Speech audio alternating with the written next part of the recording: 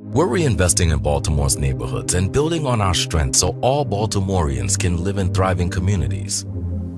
For too long, too many areas of our city have experienced neglect.